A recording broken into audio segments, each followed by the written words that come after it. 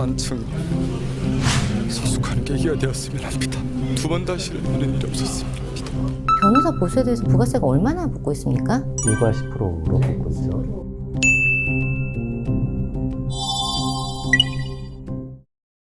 안녕하세요. 리걸 인사이드 시즌2에 오신 걸 환영합니다. 저는 오늘 MC를 맡은 신혜성 변호사입니다. 지난 9월이었죠. 국민의힘 김상욱 의원이 변호사 보수에 대해서 부가가치세를 폐지하자는 내용의 부가가치세법 개정안을 발의했습니다. 오늘 특별히 이 주제에 관해서 심도 있게 논의를 해주실 두 분을 모셨습니다. 서울지방변호사의 김정우 회장님, 그리고 법제정책이사님 이영준 이사님입니다.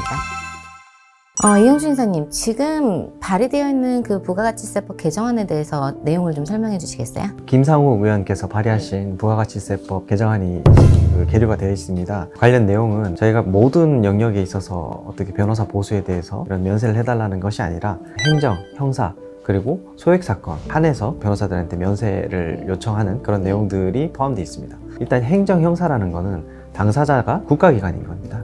예를 들면은 세금 부과가 부당하다고 다툴 수도 있는 거고요. 또 형사 처분이 부당하다고 다툴 수 있는 거기 때문에 공권력 작용에 대한 어떻게 보면 반작용으로서 이런 부분들을 다퉈야 되는데 그 부분에 대해서 사실 변호인 조력이 필수적이고요. 그런 의미에서 사실 이 부분에 세금이 부과된다는 부분들이 조금 어색할 수 있습니다. 그리고 소액사건의 경우 예를 들면은 저희가 당사자끼리 뭐 1,000만 원을 빌려줬다거나 보증금을 돌려주지 않는다거나 이런 여러 가지 케이스들이 있을 텐데 그 소액도 결국은 소송으로 풀어야 될 경우들이 꽤 있습니다. 1,000만 원짜리 소송을 하는데 변호인 비용에 심지어 부가가치세까지 부과되면 국민들 입장에서는 굉장히 부담이 될 수밖에 없고 변호사를 활용하는 데 있어서 주저할 수밖에 없습니다. 실제로 사실 의뢰인들이 상당히 부담을 느낍니다. 저희가 사실 뭐 보수 청구를 할 때 얼마다 근데 부가세 별도라고 아주 작게 적어놨습니다. 네. 나중에 이것 때문에 다투는 경우도 네. 굉장히 많고요. 네. 그 수치적으로는 10%밖에 안 되지만 이걸 내가 내야 되나? 이런 데 대한 저항감은 굉장히 큰 편입니다. 저희가 호텔에 가서 밥 먹을 때도 벌써 별도 이러면 굉장히 부담스럽잖아요. 부담되죠. 네. 그런 측면에서 네. 사실 법률 서비스가 어떤 자에게는 굉장히 이거 굉장히 양질의 고급 서비스 아닌가 이런 생각을 들 수도 있지만 어떻게 보면 사회적 약자나 소액 소송이나 부당한 그런 공권력이 작용해 있는 반작용으로 소송을 해야 되는 경우에는 굉장한 부담이고 내가 이걸 내야 되나에 대한 그런 의구심이 들 수밖에 없는 거죠. 저도 예전에 판사할 때 소액사건을 했었는데 소액사건이 3,000만 원 이하잖아요. 근데 사실은 3,000만 원짜리도 잘 없습니다. 뭐 1,000만 원. 저는 심지어는 58만 원짜리 소송도 봤었는데 그런 사건에서도 변호사님들이 오시는 경우가 많았는데 그럴 때 변호사 보수에 더해서 부가세까지 한다면은 배보다 배꼽이 더 큰 결과가 됐을 것 같습니다. 그럼 지금 변호사 보수에 대해서 부가세가 얼마나 붙고 있습니까? 일괄 10%로 붙고 있죠. 저도 이거 꼭 말씀드리고 싶은 게 오늘 이런 주제들이 국민들 보시기에는 별로 재미가 없을 수도 있고 관심이 크지 않을 수도 있어요. 근데 실제로 일을 하면서 이 변호사를 접하는 국민들에게는 생각보다 민감한 부분이거든요. 변호사에게 좋은 법안이냐? 아닐 수도 있습니다. 왜냐하면 모든 변호사님들은 부가세 별도로 받거든요. 예를 들어 수임료가 500이면 550만 원을 받습니다. 부가세는 별도로 하고 다 신고를 요새 하지 신고 안 하는 사건은 거의 없거든요. 근데 실제로 이렇게 부가세를 신고하면 국민들 입장에서는 거대 법인이라던가 뭐 어떤 회사든 이런 곳은 상관이 없습니다. 왜냐하면 부가세가 환급이 되거든요. 그러니까 오히려 자력이 충분한 사람들은 관계가 없고 상대적으로 일반 근로자들이나 어떤 사회적 약자들의 경우는 이 부가세를 온전하게 자기가 소득세를 다 납부하고 남은 그 자기의 수익금에서 또 부가세 10%를 내야 되는 겁니다. 그러니까 이게 항상 부담이 되고 그러니까 부가세를 폐지하자는 건데 기존에 우리나라에서도 99년 이전까지는 법률 서비스에 부가세가 없었습니다. 근데 그 당시에 이제 어떤 세제의 필요성이라던가 여러 가지가 고려돼서 신설이 됐습니다만 지금은 법률 서비스가 보편화되었지 않습니까? 모든 국민들이 쉽게 접근하고 여러 가벼운 사건들에서도 어떤 변호사의 조력을 많이 받는 상황인데 매번 이 부가세를 부담한다는 건 사실 좀 부적절한 측면이 있고요. 또 하나는 유명한 판례가 있습니다. 변호사는 상인이 아니다. 그 부분에 대해서 갑론을박이 있었지만 저희 스스로도 일을 하면서 우린 상인이 아니라 준공공적인 역할을 한다고 생각하고 일을 하지 않습니까? 그만큼 사회적으로 공익성이 높은 영역이라는 겁니다. 일례로 의료 서비스에 있어서도 지금 우리나라에서는 부가세가 없는 상황이고요. 해외 사례들을 봐도 형사사건이라던가 이런 경우는 부가세가 없는 국가들도 상당히 많습니다. 그래서 일반 국민들 입장에서 이 부가세를 폐지하면은 훨씬 더 변호사의 조력을 받기가 편해진다라는 측면에서 본 법안을 추진을 하게 되었습니다. 아무래도 이 부가세라는 게 결국은 소비자, 국민에게 부담이 돌아가다 보니까 이런 국민의 부담을 덜어주기 위해서 이런 개정안을 추진하게 됐다는 말씀이셨습니다. 지난 아까 말씀하시기를 99년 이전에는 부가세가 없었다고 말씀을 하셨어요. 그럼 그때 도입이 됐던 거는 왜 그랬을까요? 아무래도 그 IMF 상황에서 네. 국가 재정 확충 때문에 네. 이제 이런 부분들이 종합적으로 고려가 된 것으로 보입니다. 하지만 드리고 싶은 말씀은 법률 서비스의 특수성을 이해해 주셨으면 좋을 것 같아요. 그리고 99년 당시보다는 훨씬 많은 사람들이 법률 서비스 때 지금 친근하고 많은 활용들을 하고 있다는 점에서 어떤 사회적 약자들이 이런 부분에 대해서 부담을 갖는 부분도 이제는 다시 더 들여다봐야 될 차례가 아닌가 싶고요. 예를 들면 의뢰인들이 와서 억울한 부분들을 정말 있는 힘껏 본인 하고 싶은 얘기 다 하세요. 근데 그거를 재판정에서 다 풀어낼 수가 없습니다.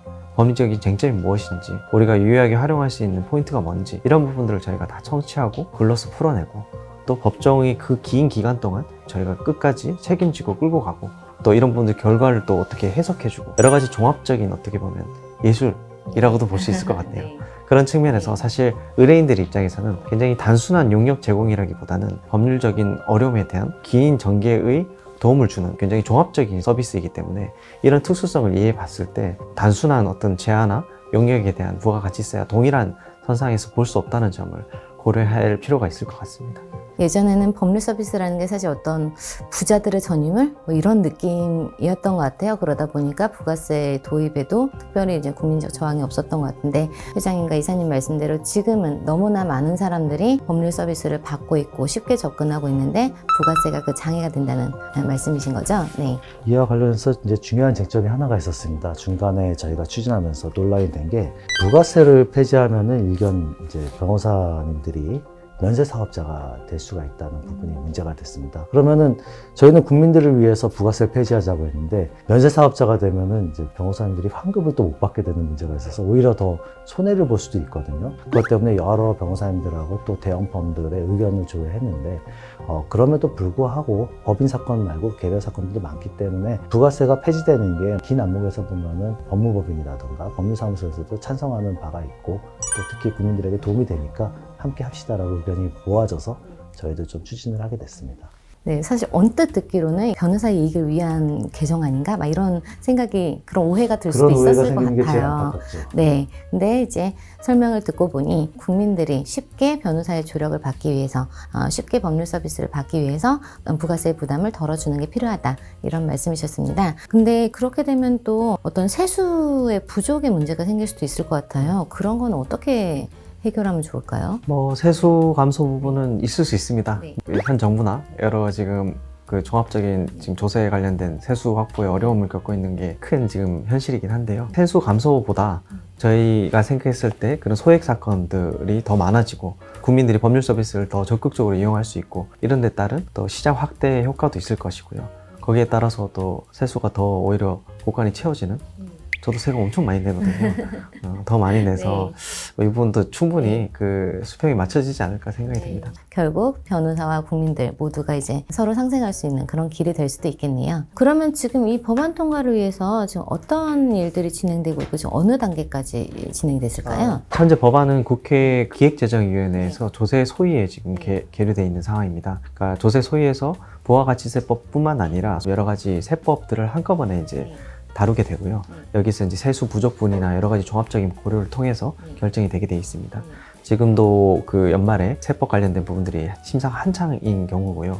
저희도 적극적으로 이런 부가가치세법이 가져오는 효과나 국민들이 가져갈 수 있는 편익이나 형평성 이런 부분에 대해서 적극적으로 설명을 드리고 진행할 예정입니다. 저도 예전에 수익 사건을 할 때 보면은 사실 작은 사건이라고 해도 쉬운 사건은 아니거든요. 그럴 때 변호사가 도움을 줄 수 있으면 좋을 텐데 소가가 너무 작으니까 변호사의 도움을 받지 못하는 그런 사건들이 많이 보여서 안타까울 때가 있었습니다. 이 법안이 통과되면은 소액 사건이나 뭐 형사 사건에 있어서도 국민들이 조금 더 쉽게 변호사의 도움을 받을 수 있는 그런 계기가 되겠네요. 형사사건 같은 경우는 뭐 아시다시피 공공의 영역에 가깝고 형사사건에서 변호인의 조력을 받을 권리는 헌법상 권리, 계속 누누이 말씀드리지만 이런 공공적인 영역에 부가가치세가 부과되는 게 부적절하다. 그 다음에 소외사건에서는 다행히 사회적 약자가 가장 먼저 겪게 되는 곤란이기 때문에 사회적 약자 보호를 위해서 폐지하자라는 거고, 일반 민사사건에서는 당연히 이제 부가세는 그대로 유지하자는 주장이기 때문에 이 부분은 국민들도 좀 관심 가져주시고 또 관련된 의원님들께서도 좀 적극적으로 통과를 시켜주셨으면 하는 바람입니다.